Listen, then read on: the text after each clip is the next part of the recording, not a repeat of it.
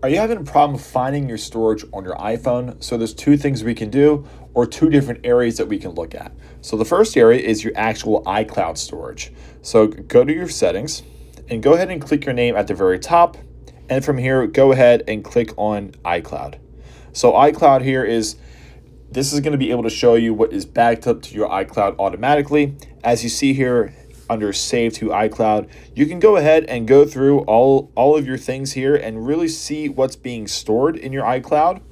It shows you the amount, it shows you the amount of space it's taking. So this really gives you a good representation of what is on your phone, but then also being saved to your iCloud when you're looking at your iCloud storage. Now, if you want to go and find your phone's storage, which is totally different, we can go ahead and back out of here.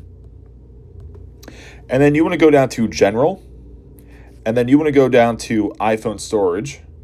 And this is going to show you all of your storage that's on your phone specifically. As you see, I have 143 gigabytes of used storage compared to the size of my phone. So you can go ahead and go through all of your apps here, and this is going to show you how much space the apps are taking up on your phone. And you can go ahead and go through and get rid of things, offload apps and things like that to make sure that the files aren't taking up that much space. But that's it. It's super simple and super easy to go ahead and trying to get around to find your storage on your